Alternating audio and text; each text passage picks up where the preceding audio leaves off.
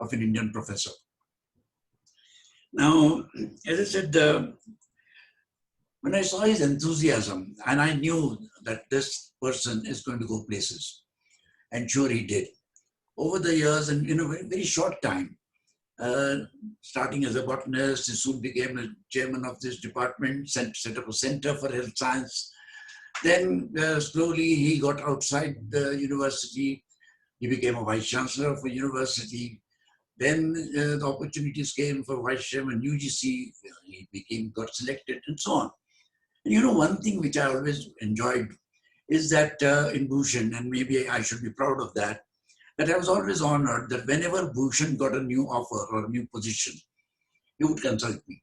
And we would have long discussions, the pros and cons, this is good, this is bad, should I do it, should I not, and so on. And this always sort of made me happy that I was able to help a young budding leader coming out of the academic community out into the real world of education and development issues. So that really is something which I enjoyed doing it. And these long discussions made me understand Bhushan much more than simply as a person of a professor of a university. His ethical standards were very high. A position which he thought was not the right one, where the ethics were not correct. He would not take it, he would leave it. And I would mention, but some of the positions he relinquished, but mainly high positions he relinquished, were mainly because of his commitment to the ethics of the academic community. And that really raised my respect for Bhushan more so, because he stuck to his ethics and principles on which to work in. And that is something which I feel something which has given me the joy. And therefore, when Mr. Raja asked me to get a speaker and of a subject, see, look at this, a botanist now going into Ayurveda, integrative medicine. It's not just looking at plants and classifying them and toxicology and so on. He got very interested in very different things. And that's what I enjoy. When people diversify from their field, it's something which I even tell my young students, don't stick to your books and syllabus and things like that. Get out into the real world. And that's what Bhushan has done. So I'm sure he's going to tell you more about his achievements in each of these areas. But I thought I will mention this. Oh, and Bharat, you would be happy to know that Bhushan is an environmentalist. And in a sense, just like you, he also used to go, I don't know whether he does that now in Delhi, but in Pune, he used to bicycle to his department every day. Very good. We have a lot to talk about. I knew that would touch a chord in you, Bharat. So that's what, in fact, in Pune, this was a little unusual. And his photograph appeared in the newspaper saying that he rides his bicycle, this professor goes to school and so on. It's in US, it's quite common, but in India, it's quite new. And Bhushan set the trend for that. We will set the trend. We will set the trend, for sure. Now, in all these achievements of Bhushan, I must say that he was always supported by his wife, Bhagita. Bhagita has her own merits, and since she's an entrepreneur, and she does design in garment and exports them. She works very closely, and I was happy to see. I don't know Bhagita very well, but I know her achievements through Bhushan, because Bhushan was always proud of what Bhagita did. So, as I said, Bhagita herself is an entrepreneur, and those are the qualities which both of them enjoyed together. And so also their daughters. They have two daughters. Both of them studied in US. One is in architecture, the other was in pharmacy. And all of them are professionally doing very well. So I'm very happy to see this family going into academics and broadly enhancing their areas of work, areas of research, and areas of commitment to the society. So with those words, I think I would leave the audience to judge Mr. Bhushan Patwardhan on his own in terms of how he will convince you of the new areas of work which he's still doing. Okay, Bhushan, thank you very much. And pardon me if I've said something which I should not have, but that's the freedom I had to take. And thank you. Thank you, Mr. Raja. Thank you. Thank you, Dr. Laukare. And it's such a pleasure to be here with all of you, and the unusual, very unique way, in typical Dr. Laukare way, you have introduced me. That was also an introduction to me as well, of myself, because I went into the uh, nostalgia and memories of the past. I remembered our first meeting at the UGC of that committee.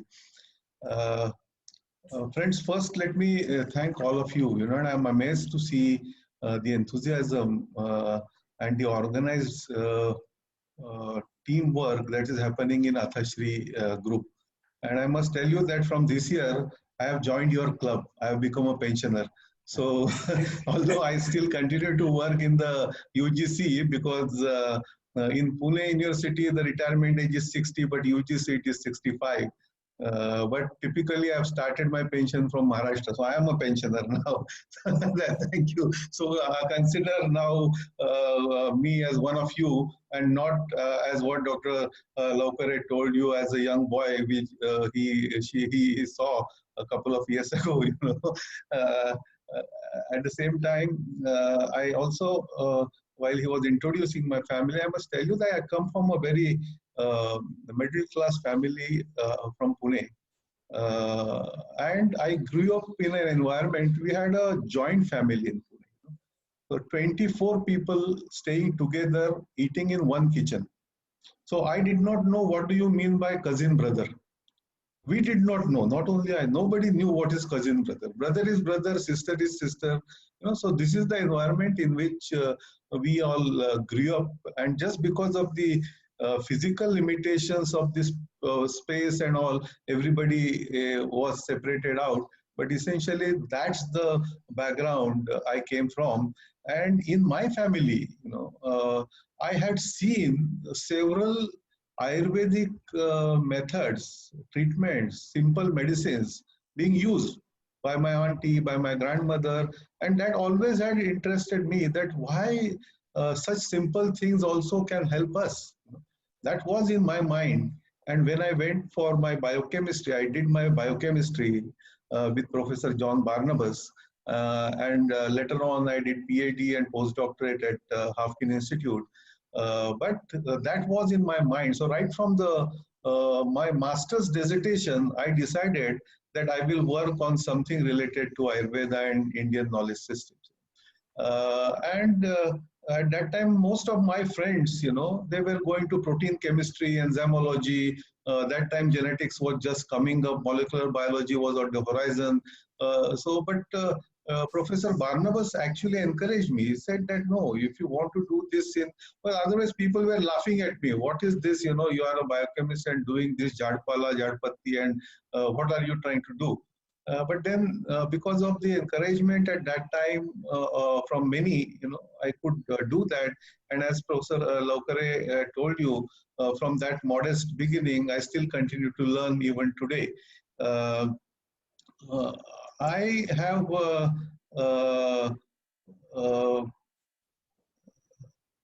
let me. I have a actually presentation, so I was in two minds whether to use PowerPoint or not. But what I'll do is I will use them sparingly. I want to talk less, and I want to engage with you in discussions more. So I will complete my talk in a shorter duration of time than you may have given me the slot, and leave more time for discussion. That's what. So I may not talk in detail on each of the slide, but those slides will bring some questions in your mind, and we can return back to those questions and expand that more based on the levels of interest. So that's what I will start sharing the slides. And let me see now if you are able to see the slides. So I was suggested that I should talk on Ayurveda and integrative medicine. And I have added one more word to that, and I have added Ayurveda and integrative health and medicine. And health and medicine, as I go along, you will realize that why I have added this term health when I was supposed to talk only on medicine. health and medicine, especially in India, I have seen we have been using these terms as synonyms, which they are not. Often health is equated with medicine and considered as a commodity, which is to be acquired through medicines and healthcare. And that uh, impact on our mind is so much that we have started believing that by taking medicines we will get health, which is not possible. Health is a positive and dynamic concept, and health is natural phenomena, while disease is an invited trouble. The roots of illnesses are actually can go back to maternal health. What your mother and father might have done, that impacts on your health today. So the malnutrition or the environmental pollutants and toxin can have impact right from your early days when you're not even born. Since that time, the impact of all this starts happening on your health. Serious diseases like hypertension, coronary heart diseases, stroke, obesity, cancers may have roots actually in the first 40 weeks of pregnancy, and fetal origin of adulthood diseases has become a major research area now. With this, I want to ask this question, that what is health?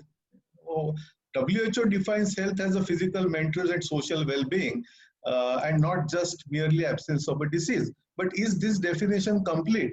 To me, this definition is not complete, because what do you mean by well-being? Can you measure well-being?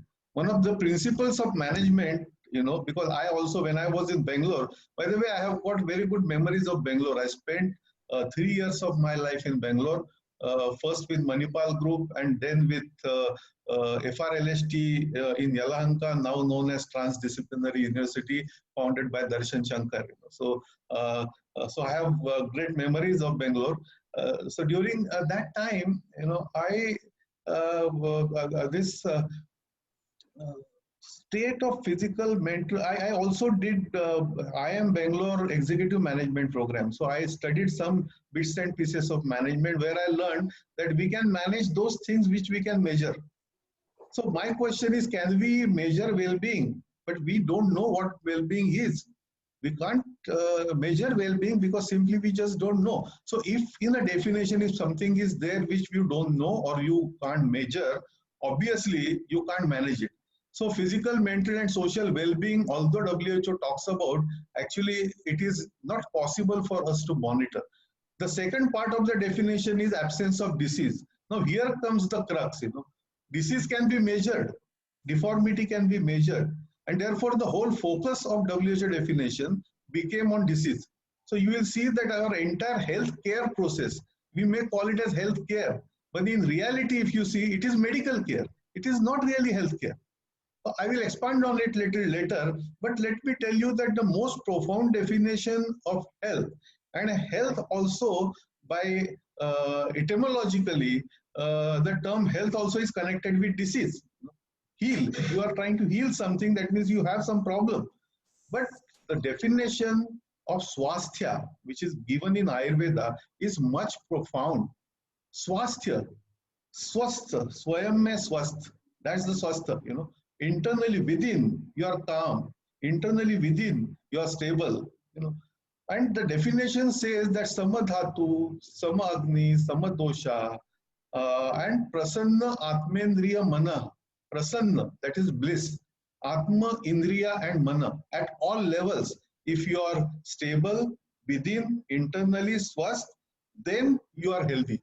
I have not seen such a profound definition anywhere in the world. Because even if you go by WHO definition, physical, mental, and social are not the only level. Spiritual level, which is equally important, which is completely missing today from the WHO definition. So health, health has always taken a backseat. Disease-centric curative approach has roots in education as well. The health sciences universities, for that matter. I keep on asking this question, that where is health in health sciences university? What do health sciences university offer? MBBS, BAMS, BHMS, physiotherapy, all treatment. Where is health in it? So we have been really confusing between health and healthcare. And I want to ask this question. Today, are we really giving healthcare? The care is about primary healthcare. The care is about family medicine. The care is about prevention. The care is about promotion. Are we doing this? Or are we really totally dominated by the cure aspect, which is hospitals, which is drugs, which is medicine, which is diagnostics, or actually we are moving into health scare? Because to me, we are actually scaring people. We are in the business of scaring people. Look at this advertisement which I have put. This is a regular advertisement in the newspaper you may have seen. The question is asked, are you having a blood sugar? High blood sugar. And then the picture is shown of a person maybe undergoing amputation and all. So it is, and look at the prescription which is on the screen if you are able to see. This is a real prescription, and there is a data in US that senior citizen in the US on an average is prescribed 8 to 10 medicines. Now, are you eating medicines as food? No, the approach should be, if you have food as medicine, you don't require really any other medicine. If your food becomes a medicine, that's the thing which Charak said and which also Hippocrates said, but we have completely forgotten that. Actually, our health is in our hand, and that's the Ayurveda and Yoga way. We have completely undermined our own capability to heal ourselves. There is internal capacity within us to heal ourselves. And Ayurveda and Yoga show you the way how to do it. And therefore, Ayurveda and Yoga is not to be reduced to any pathy or any medicine. They are much more than that. So health, I think, is very precious to be outsourced to doctors and hospitals. Health should be in our own hands. People need simple ways to achieve health and prevent diseases. People need healthy diet, healthy lifestyle, mental peace and relaxation. The new integrative approach which I am talking about involves corrective surgeries or emergency measures which can be drawn from allopathy, and holistic concepts, mental health, prevention, which is drawn from Ayurveda and Yoga and other such pathies. Ayurveda, if you see, and we have actually done this study, what Ayurveda is. So Ayurveda, there are 3 types of interventions which Ayurveda gives: physiological interventions, pharmacological interventions, and psychological intervention. In allopathy, primarily you will be giving only pharmacological intervention, drug-based interventions. Physiological interventions now, because of COVID, they are coming, like wearing mask is one of the physiological intervention, because you are not giving any medicine. But in Ayurveda, the extent of physiological and psychological interventions is much more than pharmacological or medical intervention. This is the beauty of Ayurveda and Yoga, that it talks about the whole. It takes a look at your own personality, your own Prakriti type, and based on that treatment comes in. This is typically a personalized medicine. Now I'm coming to why integration. Those who are interested, I had given a link to my book, which I have written to Dr. Mutalik, who is in now USA. At age of 92, he is still active with me on daily basis. We still keep on deliberating and writing several things. So he was professor of medicine in India, then he became director of medical education and research, and then he retired as director of WHO New York office. So very eminent physician. So this book, those who are interested can have a look at it. But essentially, in integration, I'm saying that we need to transit as a country from our existing pathy-based approach, which is silos actually. Pathy, allopathy and Ayurveda, they will not look eye to eye. And we have created a caste system within this medicine, that allopathy is a higher caste and others are lower caste. No, there is no need for that.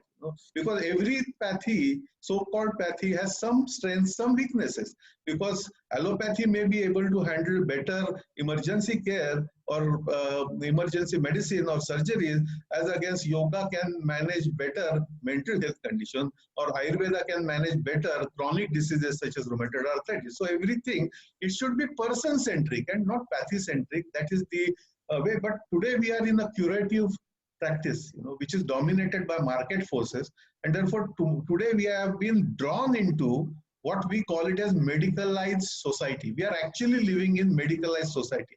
So many a times the policies of big countries also are decided not by the only politicians, but by the industries who govern them. So this is a major problem which is being faced in many countries. And on one side, whether while scientific level of evidence is going up, because we know that science and technology is advancing, and therefore levels of scientific evidence is going up and up, no doubt about it. But on the other hand, the level of ethics is coming down, which is very, very worrying. And if you are tracking what is happening, especially in healthcare industry, the kind of ethics issues which are coming up are really worrying, whether it is pharmaceutical industry or whether it is healthcare and hospital industry. So,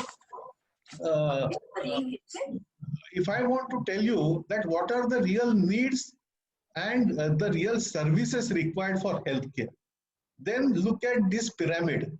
The base of the pyramid of needs is family and community health, family medicine and community health. Second tier of this pyramid is primary health care. The third need is secondary medical care. And the fourth need, which is of course important, which comes to super specialty, is tertiary medical care. So this is the need, but the proportion levels, if you see, at the apex level, tertiary medical care comes in. But the reality in service is actually opposite of this pyramid. The majority contribution coming to family and community health are from Ayush and traditional health systems, which is at the bottom of the pyramid, at the low end of the pyramid. Public health care, primary health care can be given by both. Some care can be given by allopathy, some care can be given by Ayush. Secondary care may be predominantly by allopathy, and tertiary care even more predominantly by allopathy. But now you look at the budget of national budget. If you see India's budget, the budget for health and family welfare ministry is something like 69,000 crores. And if you look at the budget of Ministry of Ayush, it is minuscule. If you are able to read it, just hardly 3% of this main budget. And as it is, the proportion of health budget, which we hope that should go to 6%, is hardly 1.4% of the GDP. So you can imagine the status of healthcare industry, healthcare scenario in our own country with these self-speaking figures. Then why integration? Integration essentially, as I told you, is from pathy-based to the Indian scenario. If you see the doctor population ratio, we always say that it is very low in India. But I will tell you it is not. It is low in India because we are not considering almost half of the proportion of doctors which come from Ayush sector. We are not considering them at all. And if you look at this slide, 20 lakh medical doctors in India, if you see, only 11 lakhs are allopathic, remaining are Ayush doctors. If you go to any top level medical hospital, the front level doctors whom you may meet, they may not be MBBS, they may be homeopathic, they may be Ayurvedic, they are being used as a cheap labor by the industry. And the allopathic colleges or Ayurvedic Ayush colleges are unfortunately being used as a backdoor entry to allopathic practice. But this is detrimental. This is detrimental for the scholarship, this is detrimental for the practice, and this is detrimental for India also, and this is detrimental for people. So now what do you want to do? If you want to say health guardians is the main role of doctors, and that's what I believe. I think doctor's role is not to prescribe you drug or diagnose. Doctor's role should be essentially as your health guardians. Are we really treating doctors, or are doctors positioning themselves as health guardians? We have to think about it.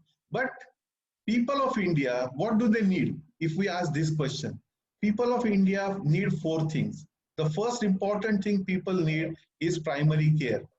Second is family medicine. Third is disease diagnosis and prevention. And fourth is public health. Now, what is the motivation of medical students? Is there motivation to give all these people needs? No, I don't think so. Today, motivation of MBBS doctor is to become MD. So MBBS doctor is all the time busy in thinking how he or she can get admission into MD. MD doctor wants to become MS or MCH or super specialist, and the motivation of BMS doctor many times could be allopathic practice. 11 states in India have allowed allopathic practice by Ayush practitioners, which is very, very strange. because you're not trained in that. So why we are creating these kinds of silos and this kind of oil and water system when people requirement is completely different than what you are trying to give. So let me come to the main crux. What is the basic purpose of medical education in India? If you ask me, basic purpose of medical education of India is primary care and family medicine. Now, where are those family physicians? Many of you must be remembering your own family physician. I remember my family physician. My family physician used to know my entire family, and we had so much of confidence in them that the counseling that he or she may be giving it to us itself used to cure us.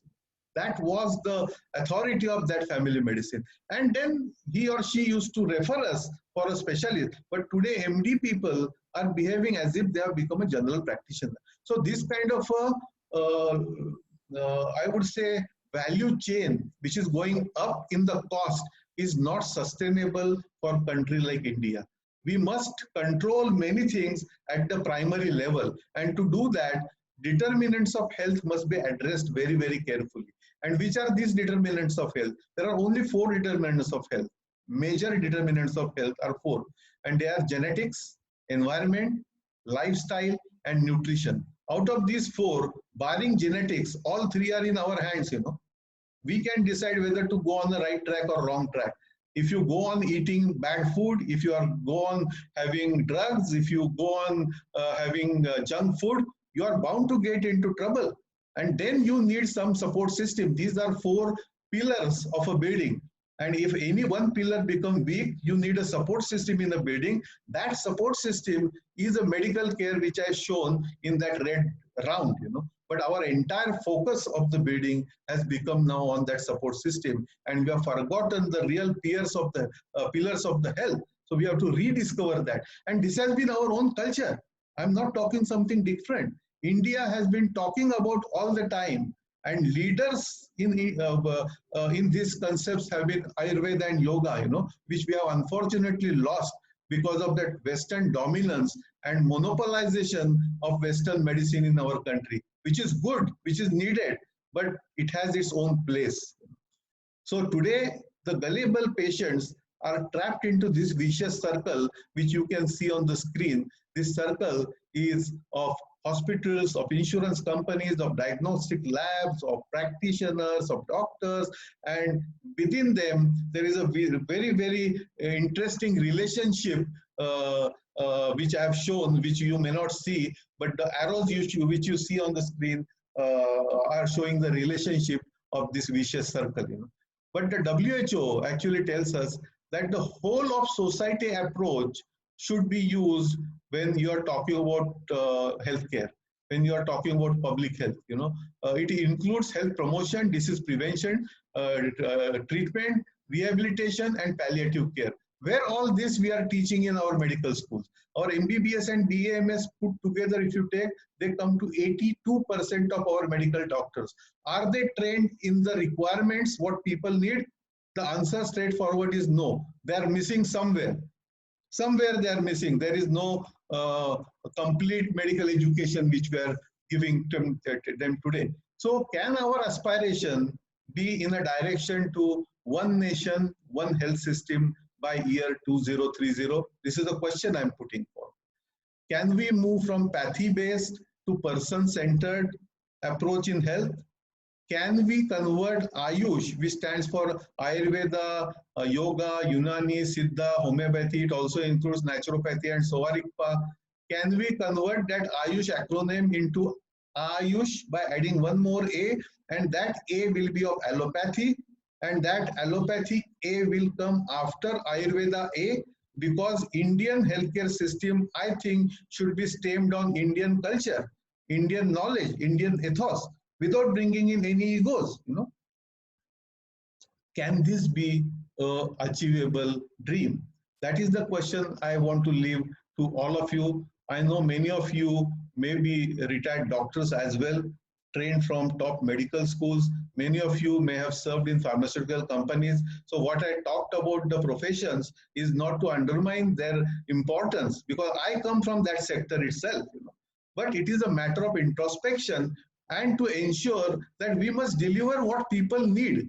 And we should not get trapped into our own egos and get engaged only in protecting our turfs. That's the thing we need to think and introspect. So with this, I would like to thank you and say namaste. And I also want to really appreciate the spirit and the energy levels which I could see when I am on this group of Athashri. Thank you very much, and I think I will stop the presentation so you will be able to see each Thank other. you. And if there is time, depending on whatever time you have, we will be spending on interaction. Thank Because you. I kept this evening free, so Yeah. I don't have to worry about it. Is your interest and your time. Thank you. Thank you very much, Dr. Patwardhan. You have really raised a number of questions which have been in our minds for a long time, and I'm sure which have been in the minds of all our members. And they have noted the points that you have made, I'm sure. And some of those questions probably they will put back to you for answers. Now, one of the things that I had myself experienced is what you said about the family physician. Now, I was in Bombay for a long time, for about 30 years, and I had the good fortune of having a family physician whom I could ring up at 3 o'clock in the morning if I wanted, and who knew everything about every member of my family. Now, such physicians have disappeared altogether from Bombay. They're not available anymore. And we are in the hands of specialists. And there is, as you said, as you indicated, there is a fear lurking in the minds of most of us that we are scared, we are controlled, we are manipulated by the drug companies and manufacturers of medical devices, and maybe private hospitals at whose mercy we are. That sort of apprehension that we have. Now, how do we get out of this? And how do we integrate the two? For instance, particularly in areas where there is a clear conflict between the practices of Ayurveda or the conventional medicines and of allopathic medicine. For instance, I went to an Ayurvedic doctor who gave me a medicine for my knee pain. And later when I went to my specialist, he said, oh, no, don't take any Ayurvedic medicine. Please stop it immediately. It contains metals. It may contain zinc or it may contain lead or something. Please stop it. Now, when a doctor tells me that, I naturally get worried. Now, in such cases, what does the ordinary person do? How do we, because we don't have any pharmacopoeia knowledge to sort of assess for ourselves what is good for us. No, thank you for that question. I will answer it into two parts. One is what can be done now, and second, what should be done for future. Now the question you asked, now that situation is happening because the Ayurvedic doctors are not having any kind of a knowledge of modern drugs which are needed for primary care, or allopathic doctors, they don't have any knowledge about Ayurveda, and this is the root cause of all this is in education. We are making specializations too early. In China, if you see, the basic medical graduate of China has knowledge from both the sides. They have knowledge from traditional Chinese medicine and they have knowledge from allopathy, so that they are able to handle primary care. I'm just talking about primary care. And believe me, 80% of your problems can be taken care at the primary level. So you need specialists and super specialists, but that is at the top of the pyramid. At primary care, the basic doctor must have what people need. So if we are able to really create their minds, shape their minds at the basic medical education level, this problem can be resolved. I think currently we have no definite answer because these are so oil and water based that it is futile actually to me to convince allopathic doctor, no, Ayurveda is safe, Ayurveda is good, or to tell Ayurvedic doctor, that you should actually consider for immediate relief. No, if you have a severe knee pain, you can't wait to do yoga practices, to get relief. You have to have immediate painkiller. You need immediate relief. So that kind of a approach, and that's what I'm talking about integration. Whatever is best available, keeping patient at the center and not your pathy as the need. You should be able to do that, and that is the real service to people. And you should not serve to your own pathy. You should serve to people, because ultimately doctors, by oath, they are committed to their patients. Okay, thank you. Let me throw this open for discussion. Would any of our members like to join, raise any points? Because Dr. Patwardhan has raised a number of points, number of questions. Let's have a discussion. Let me just step in for a minute. I've allowed participants to unmute themselves, but I'm going to request everybody to stay muted. Do not. Anyone who would like to button. come Please, in can send a Mr. Raja, chat just message to, yeah, and also use the chat message. or they can even talk. Yeah. Okay. Unmute yourselves and go ahead. Dr. Patwardhan, my name is Shankar. I'm calling from Chennai. Yes. Current day lifestyle is such that we are adopting only a curative approach to medicine and not a preventive approach to health. That's for sure. Be it from an ordinary cold or a fever, right up to Alzheimer's or whatever it is.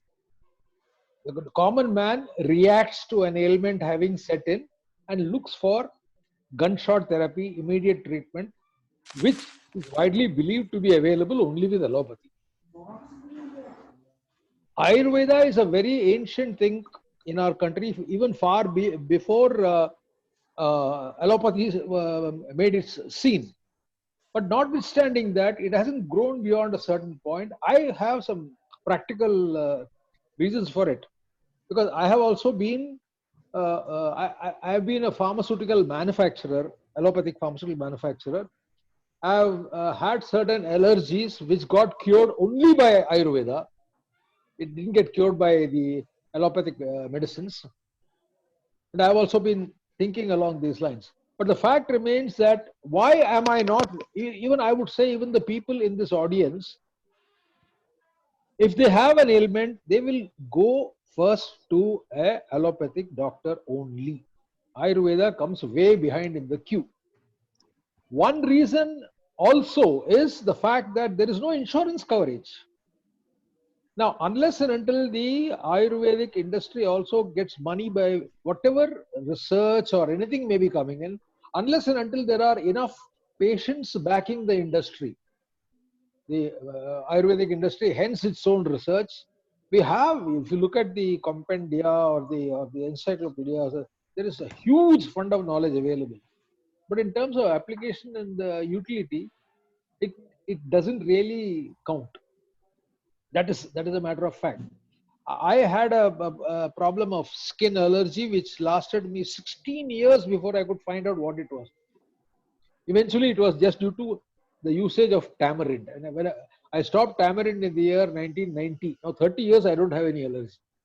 But it took me that kind of time and treatment with haldi and this and that. So many things I've done. What I'm trying to say is, the Ayurvedic industry also needs to be encouraged by the citizenry, and that is possible only if the government and the insurance agents come and say, okay, if you spend on Ayurvedic thing, we will reimburse you. Yeah. So that is one inhibition. You go there to the Ayurvedic medicine, you buy 2,000 rupees of medicine, you can't claim any reimbursement.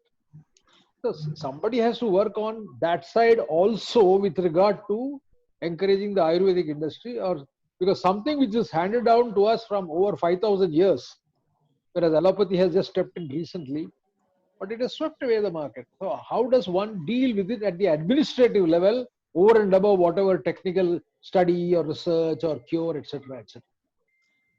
No, very, very profound question you asked, and I agree with you. And See, and when I say exploitation, exploitation is not done only by allopathy or pharmaceutical companies. You know, exploitation and tall claims also come from Ayush sector, and we have been actually talking about it. You know, because Ayurveda, or for that matter, any traditional system cannot sustain or grow based on self pride and past glory.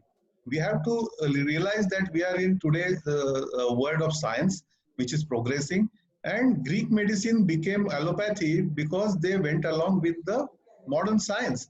While Ayurveda was suppressed at that time our people priority was just to protect knowledge, and therefore it was stagnated. So now, because of the efforts of scientists like Dr. Valiathan and many others, you know, there is a lot of research happening in Ayurveda. But your question is, why people are really preferring and going? That is because quick fix in our mind. We have been bombarded with the fact that you can get help by taking medicine. That's what I mentioned when I mentioned medicalized society. You know, the kind of prescriptions which you are getting not only in India but all over is really worrying. You don't need those medicines. You know, you need medicines, but you don't need those kinds of medicines, because if you are able to take care of your own habits, your own food, if your own lifestyle, you know, several things can be like you eliminated imli from your diet and you became all right. So some guardian of health we need, you know, to look after our own health. We can look after our own health with help of that kind of a guardian. So we need to create that cadre again, which we have lost. A cadre of family physician, a cadre of primary care, which we have lost, and give them glamour. Unless and until you give a glamour and sufficient returns, why people will go to family medicine? They are not going to family medicine because they don't see future there. So all these things we have to consider, and at a policy level, and that's why that's what we are trying to do at the Niti Aayog. Niti Aayog has appointed a committee to consider whether there is a possibility of moving in a direction of one nation, one health system by 2030. And this one health system is not one health system per se. One health system meaning the integrated health system, which is centered towards people's need. So we should be able to give what people need. And whoever can give that should be able to and should be allowed to give that. You know, so keep people at the center. This is what this discussion we are trying to do. And the beginning of that, I personally feel that should start from medical education. Because at the medical education level, like China has done, if you are able to equate, if you are able to bring this equalizing effect at the basic medical education level, then allopathic doctors or Ayurvedic doctors will have bare essential knowledge required for primary care or to take care of family health. And once that happens, you know, automatically many of the problems will get resolved. For immediate things, there are efforts from Minister of Ayush to resolve this insurance issue. In Bangalore itself, there is a chain of hospitals run by Rajiv Vasudevan called Ayurvaidya, and you will find that excellent evidence-based integrative treatment of Ayurveda is given in those hospitals, and insurance coverage also is given now, because Rajiv himself is an IIM graduate. He became an entrepreneur, but Rajiv has done this great job of bringing in insurance also for Ayurvedic sector. So slowly things are happening, but the irony is in our own country, our own knowledge systems are not giving, forget about importance or priority, they are not even given recognition or even ear to hear. That is the problem. Right. Thank you. Any others? I'm sure there will be. I had a question. Please unmute yourself if you wish to. Hello, good evening. My name is Vinay Kaul. Dr. Hello. Patwardhan, I have a question to ask you. What specific recommendations would you make to restore and create this family physician that existed, and as a guardian of health, as you said, what are the measures or recommendations to bring this back both in terms of policy, in education, or any other infrastructure? Thank you, Mr. Kaul. Very important question. That question is under debate now, and you also can contribute how it can be done. Because ultimately it has to emerge through a consensus. And we are currently in the process of consultations and getting suggestions from people how we can do that. No. So the family physician system can be gained back if we are able to motivate current medical graduates to go into family physician profession. They can go that if you are able to make that profession more lucrative, more prestigious by giving government some kind of a support and some kind of a recognition. You know, people should feel proud that I am a family physician, as they feel proud that they are MD general physician. They should be even feel prouder that they are family physician, and that kind of a respect, because doctors typically in Indian culture are looked at the level of God. You know, we treat them on par with God. So that kind of a status we are giving them. So family physicians again can regain that. You know, society can give them that stature, but the education system, the reward system, the governance has to devise, and that's what the discussion we have started. I hope it will come very soon, but the beginning of that will happen at the education level. Sir, just one more question. Yesterday, the National Medical Commission has formally been announced its structure into 4 distinct boards. Will this National Medical Commission bring in some features that would restore the integrated approach to Ayush and allopathic medicine? Yes, we hope so, but I must admit that the effort is not easy. It is extremely hard effort. It is easy to do this integration in America, I would tell you. America already is doing it. Top medical schools in the US are actually, and top medical schools and universities even in the Europe, you know, are teaching courses in Ayurveda and yoga. But our allopathic medical colleges, to make them teach Ayurveda and yoga is a big effort. So there is a mindset change which is necessary, which we are trying to do. We are trying to engage them, you know, and there are very progressive modern medicine physicians, like I told you, Dr. Valyathan or Dr. R.D. Lele or Dr. Ashok Vaidya, B.M. Hegde. These are the champions of this cause, you know. They are there, Dr. Mutali. Yes. So we are really trying to move in that direction. I hope it will happen. The National Medical Council, what you are mentioning to, the National Health Policy 2016 has actually for the first time boldly talked about integrative approach. And not only health policy, the new education policy.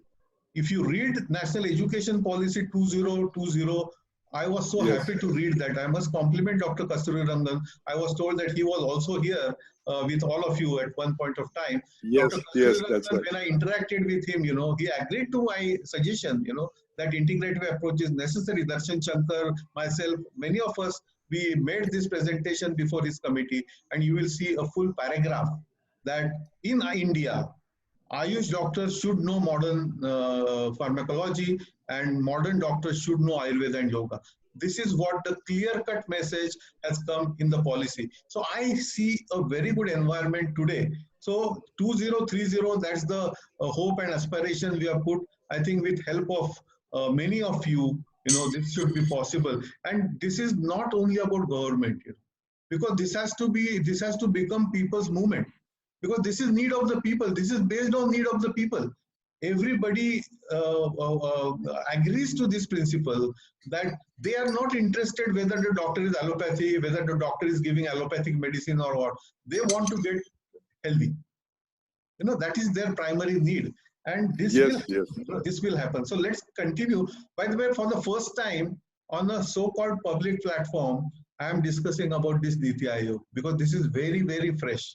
It has not yet been talked about. I was a little hesitant whether I should talk about it or not, because this is still at a too preliminary stage. But then I thought that all of you come with such a wisdom and such an experience, you know. So your suggestions and your responses will help us to move ahead in the right direction. Thank you. Thank you very much, Doctor. Thank you so much. Thank you. Yes. I have a question. Anyone else? Yeah. Yeah. Mr. Raja, I have a question. Yeah, please go ahead. Bhushan, how would you put homeopathy in comparison with Ayurveda? Purely looking at the scientific content of the two areas, of the two disciplines of. Yeah, Dr. Laukare, it's a very difficult question to answer for many reasons. The first reason is, as a person coming from science, I am not able to understand that science. And talking about anything which I don't understand, I feel that it is not scientific for me to comment on. But I have seen at the same time homeopathic medicines working on several people very well. But I don't know how they function. I really don't know. And I have also seen extreme critics of homeopathy, who say that you should put a label on homeopathic medicine that it will work only if you believe. So I don't know. It is very difficult. But as long as people believe in it, as long as people get benefit from it, homeopathy is a great aid, I would say, because it is economical, it is very simple to take. The science of it, the evidence of it, we'll have to really work it out and see what is to be done. But at least to me, I would say that if the safety levels are well established, and I think they are, where is the harm if somebody wants to take it? Would it form part of the integrative medicine? I can't hear you well. I don't know. Yeah, Would it form part of an integrative medicine approach? See, integrative medicine approach doesn't exclude anything. So whatever is needed for people and whatever is beneficial for people, it should be brought in. So we are not the word integrative itself, you cannot be selective. It has to be evidence-based. So evidence-based integration is key, not just faith-based integration or not just emotion-based integration or not just intention-based integration. It is evidence-based integration. Thank you. right. Any other questions? Anyone else? So, Mr. Raja, I'd like to jump in just briefly. Yeah, I'm happy you mentioned more than once, Bhushan. You've come from a science background, and I know you have done personally a lot of research work on Ayurvedic formulations. I suspect that one of the reasons why Ayurveda is not so big and people think immediately of allopathy, besides all the commercial pressures and all that, is what you just said earlier, that we don't seem to have a full scientific understanding of Ayurveda. Those were not your exact words, but you made the analogy with Greek medicine becoming allopathy. Personally, for me, I would say that that's the reason I don't have faith in Ayurveda, only because I would like to see a greater study of it done before I plunge in. So what I would like from you is some description of what efforts are being made across India or anywhere across the world for that matter, to put Ayurveda into a solid scientific foundation. No, very, very good. And thanks for this question. I will answer it in two parts again. The first part about evidence in Ayurveda. Now, let me tell you that, and I have studied this evidence-based medicine to get great detail, that's why I'm telling you. Sure. The notion of evidence in science also is evolving continuously. And evidence-based medicine today, this term itself, in modern medicine and modern science is being debated to a great extent. Because you will read, there is a very, very eminent scientist known as John Ioannidis. He is director of Stanford School called Matrix. And he is more in meta-analysis and high-level research in medicine. So he had published a series of articles in Lancet in which he showed that 85% of biomedical research today is waste, is not reproducible. So what kind of evidence we are talking about? Second point I want to make is the clinical trial results which are in public domain. Many of them, people have shown counterly that many of them are not reproducible. Third, absence of evidence cannot be equated with evidence of absence. So I completely agree with you that Ayurvedic fraternity must come out with evidence. But my question to you also as a scientist, which I ask myself, who should do that research? Can we ask those Ayurvedic Pandits this question, that what research you are doing? Those poor people have protected this knowledge. It is the onus of modern scientists to look at Ayurveda and do a scientific research to take scientific leadership for India in the world. And that's what is possible. I will give you my own example, a very small example. In year 2000, I hypothesized that Ayurvedic concept of Prakriti is personalized medicine. And remember, at that time, 2000, Human Genome Project was just emerging. It was not completed. Personalized medicine was not the buzzword at that time. At that time, I published an article with this hypothesis in a journal. And I said that Ayurvedic concept of Prakriti is a way to go to personalized medicine, because Ayurvedic Vaidya looks at you as an individual, and based on your Prakriti type, the intervention will differ. So many people with different Prakriti, with same symptoms, may get different medicines. That is the basis of customized or personalized medicine, which is genomic medicine, also what is now known as personalized medicine.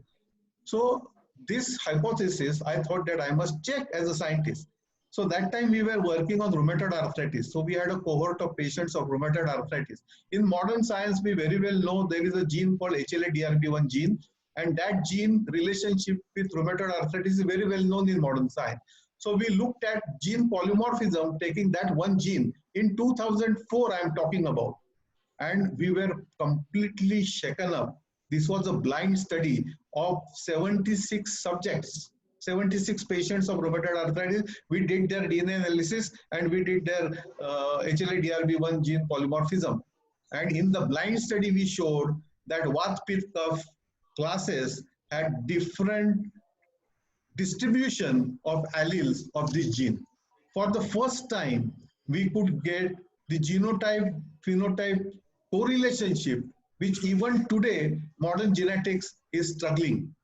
And then from that small study, which happened in a very small laboratory of mine in Pune University, with the first PCR in the university, we did that study in 2003. My Kalpana Joshi, my colleague, did that study, and Dr. Arvind Chopra, rheumatologist, actually provided us clinical samples.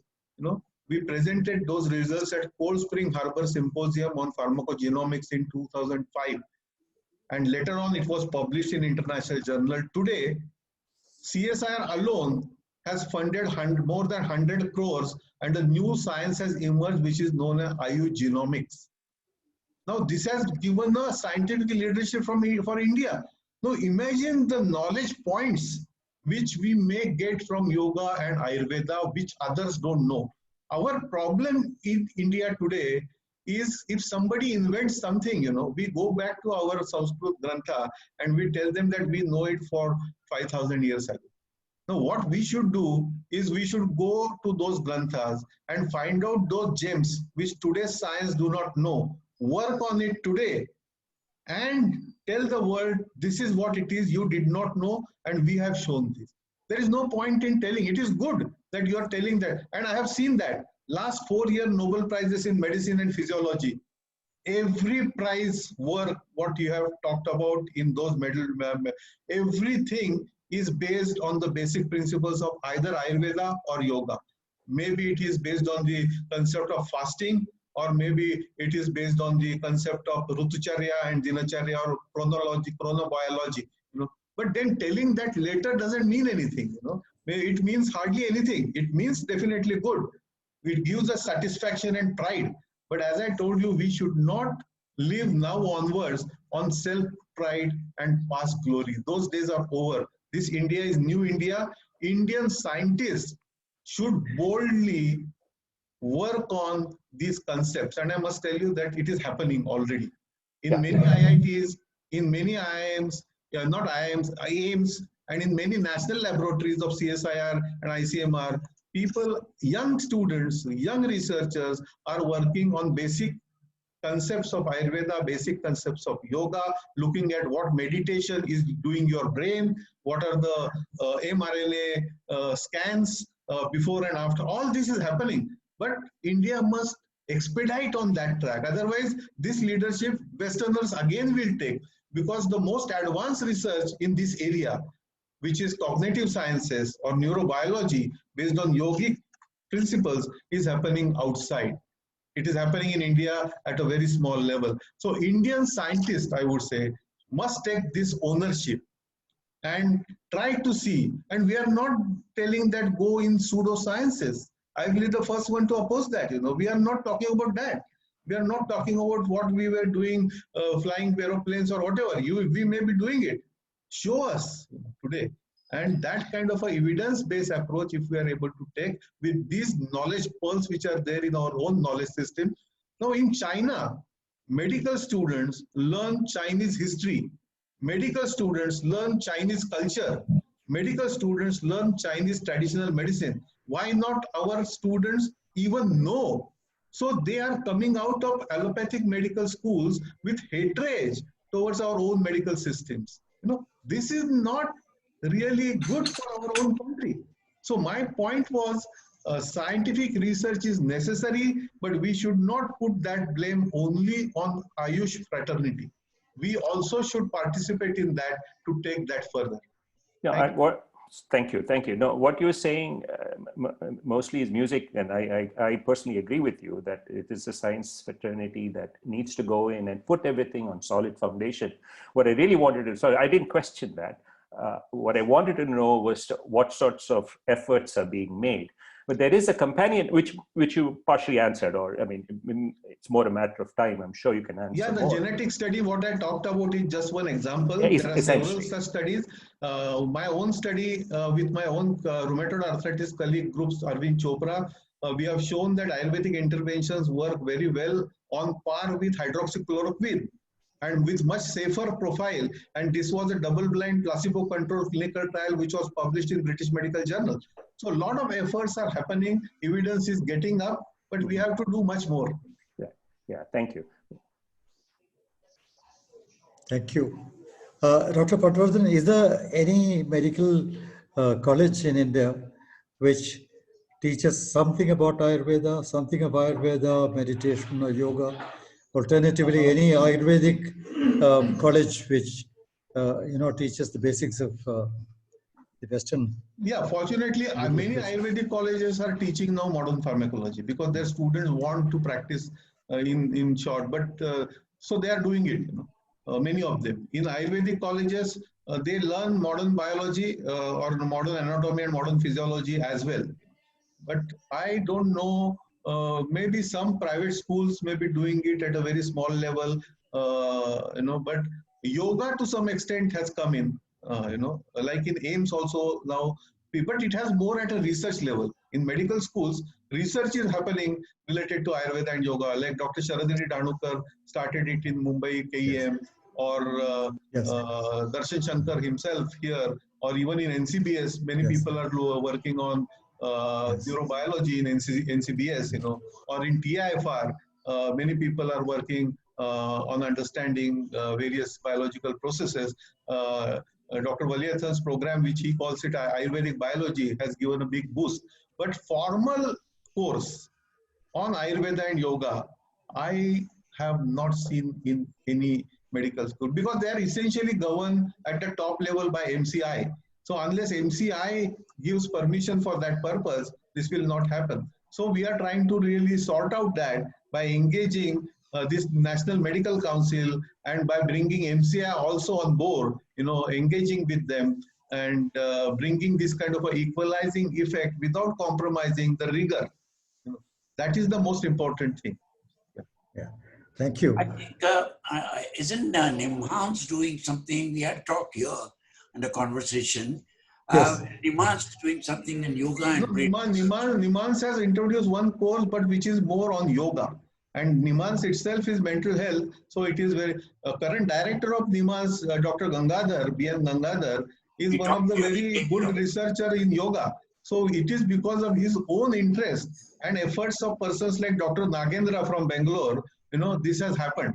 So they have created a module on integrative medicine as well at NIMHANS, but their more focus is on yoga, and to some extent, maybe small extent, Ayurveda as well. But these are small but good encouraging examples. Yes.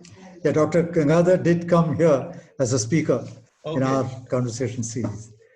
But I Well, must tell you that, for example, University of Milan in Italy is giving formal course for their MBBS doctors, course on Ayurveda and yoga. wow, wow. Or Harvard University, has a Osher School of Integrative Medicine. University of California at San Francisco has a Osher School of Integrative Medicine, wherein even at undergraduate level, a module on integrative medicine is given, wherein Ayurveda and yoga are part. So it is I see. happening more outside. Wonderful. India has to really open up. We are Yes. we have to rediscover our own knowledge and try to really, if not give respect, at least some recognition, and say that they exist at least. We are even refusing their existence today in our own country. Thank you very much, Dr. Patwardhan. It's been a real pleasure having you, and we covered so much during this 1 hour, and you made it very interactive so that a number of us could participate and come out with the concerns that we had in our minds. Thank you very much Thank indeed. you, and I hope my mentor, Dr. Laukare, is satisfied with this, because his insistence I came and talked to you. You all are so senior and so distinguished people. It was a pleasure to get connected. You are one of us now, and we are waiting for the day when you will come into Authorshri as a member. We have had a virtual meeting. You would like a real meeting sometime. Yeah. I hope so. Now, may I request our Athashriyan Shankar Raman Iyer, who joined us from Chennai. In fact, Shankar was in the discussion with the very first question. May I request Shankar to propose a formal vote of But thanks? I also want to say that I am so amazed to see even now 29 people out of some 31 or 32 joined. Almost all of them are here. So that shows the Yes, level yes. of interest of your group. So Yes. I'm very happy to be. Yes. Thank you. Yeah, thank you. Shankar, could you please unmute yourself? I deem it a great privilege to be able to propose a formal vote of thanks. I just wanted to add one sentence that at the end of the day, everything comes down to commerce and marketing. Airlines would not survive without passengers. Railways will not survive without passengers. IPL will not survive the spectators. Any kind of activity which needs funding, and when the takeaway is that what Dr. Patwardhan said, evidence-based, that to generate that evidence, to create that evidence, and to create awareness, it is all a big marketing game. People should be able to back this particular industry, or let us say this particular subject, and for that, how does what are the proposals to create the interest and awareness in the person to follow? If the evidence is available, yes, I'll get treated well, I'll get cured well. I'm sure I'll go to Ayurvedic thing. And this applies to most people. Anyway, I just wanted to say this and close on. But first and foremost, let me thank Dr. Bhushan Patwardhan for this wonderful presentation. In fact, although there was a PowerPoint stuff, but most of it was extempore, and all the facts and figures that he brought out shows what kind of a repertoire of information he is on the subject.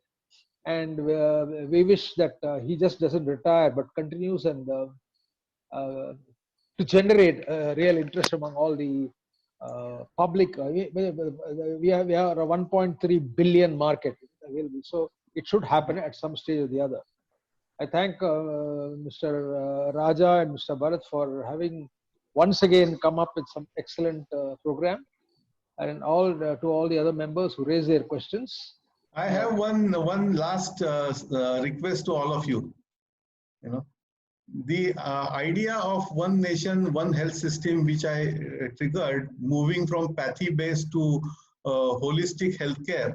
You know, if you agree to that in principle, I would appreciate if you put yes in your chat box. You know, so I know what is the consensus. You may put no also. You know. So whatever it is, so we get a voting done on this. So I know generally how people are taking this concept, you know, which is very important for us to take it ahead. On the spot. Thank you. Thank you. Raja, we could do that. Yeah.